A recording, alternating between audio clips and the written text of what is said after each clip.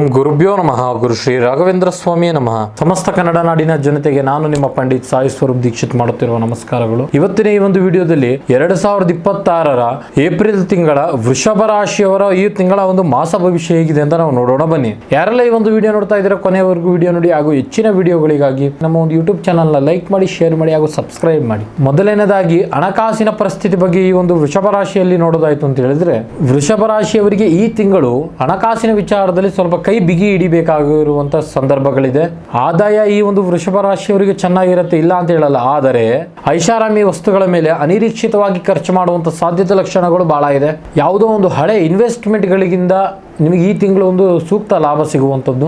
ನೆನಪಿಡಿ, ಯಾರೆಲ್ಲ ಒಂದು ಹೊಸಬರಿಗೆ ಒಂದು ಸಾಲ ಕೊಡಬೇಕು ಅಂತ ನಿರ್ಧಾರ ಮಾಡಿದ್ದೀರಿ, ಆದರೆ ಆ ಸಾಲ ಅವರಿಂದ ಮತ್ತೆ ವಾಪಸ್ ಬರೋದು ಕಷ್ಟ ಇರುತ್ತದೆ. ವೃತ್ತಿ ಮತ್ತು ಉದ್ಯೋಗದ ವಿಚಾರದ ಬಗ್ಗೆ ನಾವು ನೋಡೋದಾಯ್ತು ಅಂತ ಹೇಳಿದ್ರೆ, ಆಫೀಸ್ನಲ್ಲಿ ಈಗ ನಿಮಗೆ ಒಂದು ಟೆನ್ಷನ್ ಕಮ್ಮಿ ಆಗುವಂತ ವೇಳೆನೆ ಅಂತ ಕರಿಬಹುದು. ಹಿರಿಯ ಅಧಿಕಾರಿಗಳ ಜೊತೆ ಇರುವಂತ ಒಂದು ಸಂಬಂಧ ನಿಮಗೆ ಇವಾಗ ಸುಧಾರಿಸುತ್ತದೆ. ಆ ಒಂದು ಜಾಗದಲ್ಲಿ ನಿಮ್ಮ ಕ್ರಿಯೇಟಿವಿಟಿಗೆ ಒಂದು ಒಳ್ಳೆ ಸೂಕ್ತ ಬೆಲೆ ಸಿಗುವಂಥದ್ದು. ನೀವೇನಾದ್ರೂ ಒಂದು IT ಮತ್ತು ಕಲಾತ್ಮಕ ಒಂದು ಕ್ಷೇತ್ರದಲ್ಲಿ ಕೆಲಸ ಮಾಡ್ತಾ ಇದ್ದೀರಿ, ಈಗ ನಿಮಗೊಂದು ಸೂಕ್ತ ಲಾಭದಾಯಕವಾಗಿ ಸೇರುವಂಥದ್ದು. ಆದರೆ ಸಹೋದ್ಯೋಗಿಗಳ ಜೊತೆಗೆ ನಿಮಗೆ ಅತಿಯಾದ ಟೆನ್ಷನ್ ಬೇಡ. ನಿಮ್ಮ ಕೆಲಸದ ಸೀಕ್ರೆಟ್ಗಳು ನಿಮ್ಮಲ್ಲೇ ಇರಲಿ. ಇನ್ನು ವ್ಯವಹಾರಿಕದ ವಿಚಾರದ ಬಗ್ಗೆ ನೋಡೋದಾಯ್ತು ಅಂತ ಹೇಳಿದ್ರೆ, ವ್ಯವಹಾರದಲ್ಲಿ ಲಾಭ ಅನ್ನೋದು ಈ ತಿಂಗಳು ತುಂಬಾನೇ ಇದೆ.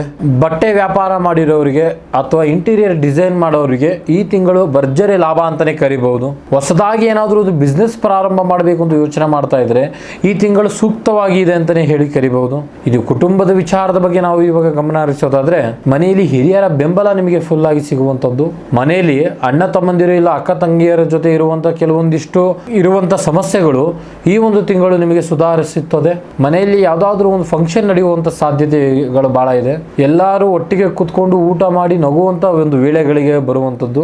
ಒಟ್ಟಾರೆ ಹೇಳಬೇಕು ಅಂದ್ರೆ ಈ ತಿಂಗಳು ನಿಮ್ಮ ಮನೆಯಲ್ಲಿ ಸದಾ ನೆಮ್ಮದಿ ಇರುತ್ತದೆ. ಇನ್ನು ಪ್ರೀತಿ ಪ್ರೇಮ ವಿಚಾರದ ಬಗ್ಗೆ ನೋಡೋದಾಯ್ತು ಅಂತ ಹೇಳಿದ್ರೆ, ವೃಷಭ ರಾಶಿಯವರಿಗೆ ಶುಕ್ರನೇ ಅಧಿಪತಿ ಆಗಿರೋದ್ರಿಂದ ಈ ಪ್ರೀತಿಲಿ ನಂಬರ್ 1 ಅಂತಾನೆ ಹೇಳಿ ಕರಿಬಹುದು. ಪ್ರೇಮಿಗಳ ಮಧ್ಯದಲ್ಲಿ ಮಧುರತೆ ಒಂದು ಬಾಂಧವ್ಯಗಳು ಬಹಳ ಇರುತ್ತದೆ. ನಿಮ್ಮ ಪಾರ್ಟ್ನರ್ ಯಾವಾಗಲೂ ಆಗಿರ್ಬೋದು ಅಥವಾ ಯಾವಾಗಾದ್ರೂ ಒಂದು ಸರ್ಪ್ರೈಸ್ ಗಿಫ್ಟ್ ಗಳನ್ನ ಕೊಡುವಂತದ್ದು. ಇನ್ನು ಯಾರೆಲ್ಲ ಒಂದು ಸಿಂಗಲ್ ಆಗಿದ್ದೀರಿ, ಅವರು ಒಂದು ಪ್ರೀತಿ ಹುಡುಕ್ತಾ ಇದ್ದೀರಿ, ಯಾವುದಾದ್ರೂ ಒಂದು ಸಮಾರಂಭದಲ್ಲಿ ನಿಮ್ಮ ಒಂದು ಪಾರ್ಟ್ನರ್ ಸೂಕ್ತವಾಗಿರ್ತಕ್ಕಂಥ ಒಂದು ಪಾರ್ಟ್ನರ್ ಸಿಗುವಂತ ವೇಳೆಗಳಿದೆ.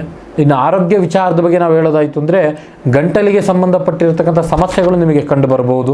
ಶೀತ ಆಗದ ಹಾಗೆ ಹುಷಾರಾಗಿರಿ. ಅತಿಯಾದಂಥ ಒಂದು ಸಿಹಿ ಪದಾರ್ಥಗಳನ್ನ ನೀವು ತಿನ್ಲಿಕ್ಕೆ ಹೋಗಬೇಡಿ. ಬೆಳಗ್ಗೆ ಸ್ವಲ್ಪ ಪ್ರಮಾಣದಲ್ಲಿ ಓಡಾಟ ಮತ್ತು ಯೋಗಾಸನ ಮಾಡೋದ್ರಿಂದ ನೀವು ಸ್ವಲ್ಪ ಈ ತಿಂಗಳು ಆರಾಮಾಗಿ ಜೀವನ ಮಾಡ್ತೀರಿ. ಇನ್ನು ಪರಿಹಾರದ ಬಗ್ಗೆ ನಾವು ನೋಡೋದಾಯ್ತು ಅಂತ ಹೇಳಿದ್ರೆ, ಶುಕ್ರವಾರ ದಿನ ಮಹಾಲಕ್ಷ್ಮಿ ತಾಯಿ ಸನ್ನಿಧಿಗೆ ಭೇಟಿ ಮಾಡುವುದು ಬಹಳ ಉತ್ತಮ. ಮನೆಯಿಂದ ಹೊರಗೆ ಹೋಗ್ಬೇಕಾದ್ರೆ ನಿಮ್ಮ ಜೇಬಿನಲ್ಲಿ ಒಂದು ಸಣ್ಣ ಬಿಳಿಯಾದಂಥ ಖರ್ಚೀಫ್ನ ಇಟ್ಟುಕೊಳ್ಳಿ. ಅದು ನಿಮಗೆ ಸದಾಕಾಲ ಶಾಂತಿ ನೆಲೆಸಿರುತ್ತದೆ.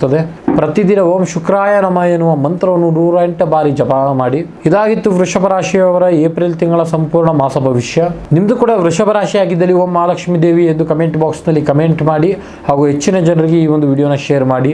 ಇನ್ನು ನಿಮ್ಮ ಜೀವನದಲ್ಲಿ ಸಮಸ್ಯೆಗಳು ಬಂದಿರತಕ್ಕಂಥ ಪ್ರೀತಿ ಪ್ರೇಮದಲ್ಲಿ ತೊಂದರೆ, ಗಂಡ ಹೆಂಡತಿ ಸಮಸ್ಯೆ, ಮನೆಯಲ್ಲಿ ಆಸ್ತಿ ವಿಚಾರ, ಕೋರ್ಟ್ ಕೇಸ್, ಜಾಗ ಜಮೀನು ಮತ್ತು ಆರೋಗ್ಯದಲ್ಲಿ ತೊಂದರೆ ಅಥವಾ ಮದುವೆಗೆ ಸಂಬಂಧಪಟ್ಟಿರತಕ್ಕಂಥ ಸಮಸ್ಯೆಗಳು ಯಾವುದೇ ಇರಲಿ, ನೇರವಾಗಿ ನಮ್ಮ ಮನೆ ವಿಳಾಸಕ್ಕೆ ಭೇಟಿ ನೀಡಿ. ಸಾಧ್ಯವಾದಲ್ಲಿ ದೂರದ ಊರಿನವರಿಗೆ ವಿಡಿಯೋ ಕಾಲ್ ಅಥವಾ ಫೋನ್ ನಾರ್ಮಲ್ ಕಾಲ್ ಮುಖಾಂತರ ಪರಿಹಾರ ತಿಳಿಸಿಕೊಡಲಾಗುತ್ತದೆ. ಧನ್ಯವಾದಗಳು.